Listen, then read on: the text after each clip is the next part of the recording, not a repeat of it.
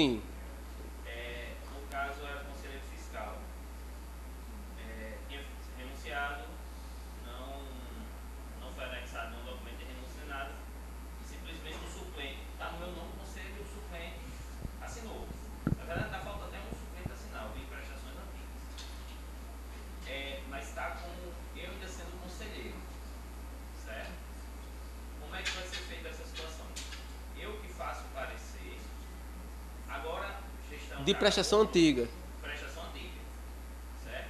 Mas aí no caso, pensando se fosse uma situação atual, o conselheiro fiscal, ele se negou a assinar, o suplente pode assinar no lugar, e ele assina, Olha, ou qual é a situação?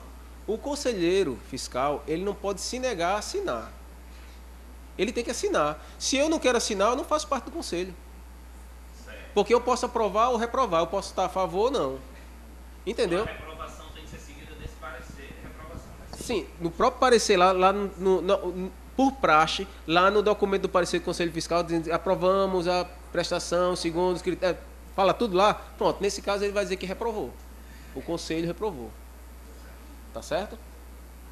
Então, então ele fala aqui sobre fixar a cópia elegível. No mínimo, são quantas pesquisas pessoais? Pessoais, ó, que coisa bonita. Hein, pessoal? Com os diretores, ó, que maravilha. Hein, pessoal? Quantas pesquisas? É porque tá tudo no plural, né? Pesquisas, aí juntou tudo. São 3, no mínimo. Pode ter mais? Pode ter quantas mais? Não tem limite. Por que eu estou falando isso? Porque, inclusive, aqui, ele fala, deverá ser evitada a realização repetitiva de pesquisa de preço nos mesmos fornecedores e prestadores de serviço, devendo tal prática, quando inevitável por fatores conjunturais, ser objeto de justificativa correspondente. Pessoal, por que isso? Porque a gente sabe que tem fornecedores que são extremamente fiéis, que fazem tudo bem certinho para a escola, entregam o material de boa qualidade, ele entrega toda a documentação, mas sempre, além dele, as outras 2 pesquisas são da mesma empresa. Então, é um monopólio de 3 empresas que você pesquisa e entrega. É mais ou menos essa ideia que se tem. Então, o que se pede? Ah, Thales, mas sempre são essas 3 que têm menor valor. O pessoal ontem comentou, deu um exemplo, eu não estou fazendo propaganda não, tá? Mas ontem eles deram um exemplo da Casa Norte, em termos de valores, não sei o quê. Eu digo, tá, ela é sempre o menor valor? Tem a pesquisa lá? Tem. Tem outras? Tem. Se ela é sempre o menor valor, eu tenho quantas pesquisas? Tenho 10. Ah, vai vir as 10 pesquisas na nota fiscal, na prestação de contas? Preciso colocar todas? Não, mas se por um exemplo, sempre caiu naquelas 3, eu acredito que você tem que mostrar isso para o conselho. Não tem a ata de apresentação e a ata de consolidação? Então, de repente, você acrescenta uma outra ata, ou até na consolidação, dizendo, ó, pessoal, nós fizemos uma pesquisa de preço em 10 empresas. Estou dando um exemplo. Mas as vencedoras foram essas 3 aqui, que são as mesmas que nós compramos anteriormente. Então, elas têm um menor valor. Eu vou deixar de comprar nelas? Qual é o objetivo e o que é sempre cobrado? Não é que a escola utilize o recurso da melhor forma. E qual é a melhor forma? O menor preço e com qualidade. Não é assim? Então,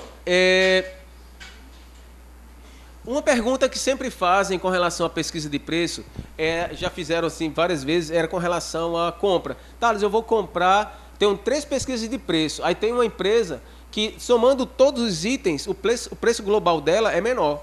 Mas, nessa segunda empresa aqui, eu tenho 2 itens, ou de repente um item, que ele é mais barato. E agora, o que é que eu faço? Na própria resolução, ele fala aqui, ó. A aquisição de material e ou contratação de serviços serão realizadas com base no menor preço global por lote ou item de proposta. Como assim? Eu tenho 3 propostas. A primeira proposta, o proponente A, ele tem o menor valor global. Então, somando tudo, ele é o menor valor. No proponente B, ele tem 2 itens que é mais barato. Certo? Tem 2 itens que ele é mais barato. O que é que eu vou fazer? Eu posso comprar o global, não posso? O menor valor global eu vou comprar. Agora, se eu quero comprar aqueles 2 itens na outra empresa, eu posso. Eu compro esses itens aqui. Não, não é necessário. Eu compro esses itens aqui porque eles são mais baratos nessa empresa. E nessa outra empresa aqui, eu compro esses 2 itens que são mais baratos. Mas lembrando que daí vai ser um novo pagamento, vai ser uma nova nota fiscal, nova documentação, certo? Aí as 3 pesquisas vai ser uma outra compra, tá certo? São as 3 pesquisas, mas dali você vai estar mostrando. Então, por isso que ele fala que você pode comprar de forma global. Aquele menor valor global é onde você pode comprar, é opcional.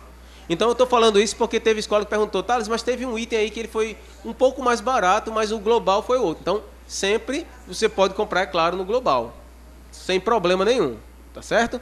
Você não está infringindo nenhuma regra, não. Então,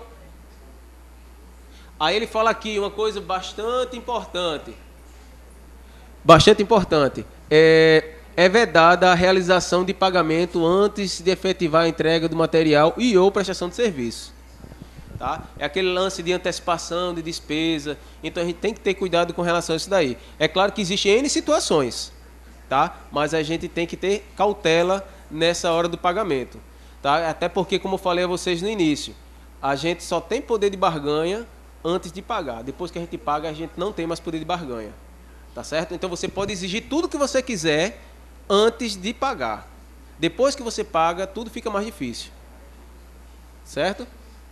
Então ele fala aqui sobre categoria custeio e a novidade aqui que está na resolução é categoria capital.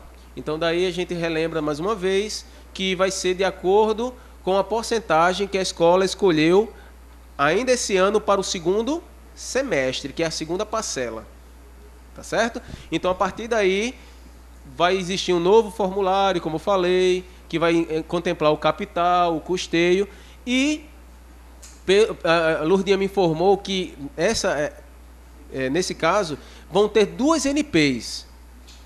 Uma NP para custeio e uma NP para capital. Aí eu perguntei a ela, mas vão ser 2 prestações ou permanece sendo uma? Aí ela disse, permanece sendo uma. Então, perfeito. Vão ser 2 NPs, mas uma única prestação. Então, por isso que eu digo que o formulário vai parecer muito mais ainda com o formulário federal, que lá provavelmente vai ter o campo de custeio e de capital. Tá certo? No ano passado. Não foi escolhido nada no ano passado, porque não tinha. O recurso ele vem de acordo com o censo do ano anterior. Não é assim? Então, como é que se calcula isso? É dessa forma aqui, ó.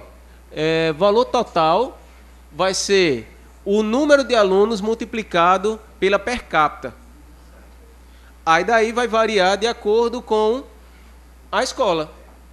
Então, ó, com relação ao valor para per capita, será R$ 30 para alunos de ensino fundamental, médio, EJA presencial, R$ 60 para alunos de escola tempo integral, R$ 40 para CAIC, Centro de Educação Profissionalizante, profissional.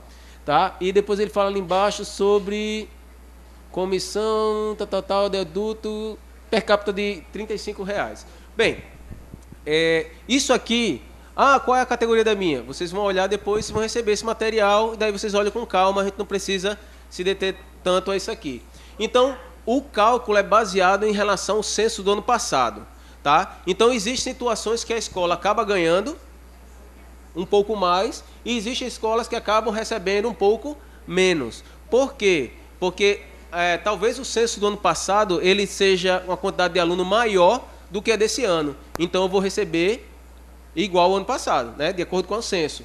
E se a quantidade de aluno aumentou, aí daí também vai existir essa mesma situação. Só que vai receber a menos do que a quantidade de alunos atuais. Então, o que acontece é que pode ser necessário que vocês, observando isso, entrem em contato com o Fundo Estadual. Não sei se eles conseguem fazer um acréscimo devido à necessidade da escola e à quantidade de alunos. Eu sei que eu sempre escutei quando estava na gestão, é que se acontecesse isso em relação, porque a merenda também é dessa forma, né? Então, se tem mais aluno do que o valor que está vindo um valor muito inferior, tem que entrar em contato e solicitar devido ao censo e a quantidade de matrículas desse ano. Então, tem essa ideia. As escolas que têm menos de 100 alunos, elas recebem um incremento de R$ 1.000 para ajudar, tá certo? Então, vai ser aí parcelado aí nas duas... nas duas A gente vai receber como se fosse 5 parcelas, né? Dividido em duas vezes. somatório, o valor anual dividido em duas, certo? Ao invés de ser 5, vão ser 2, só, tá? Entre prestação de situação vai ser final do primeiro semestre, final do segundo semestre. Isso. Lembrando que a parcela, a pergunta que ele fez, então, seguindo aquele contexto, que seriam 90 dias para execução e 30, então no final do primeiro semestre estaria prestando conta da primeira, que a gente vai fazer um cronograma, e no final do segundo semestre, idem, né? Lembrando que para receber a segunda parcela, tem que ter prestado contas da primeira.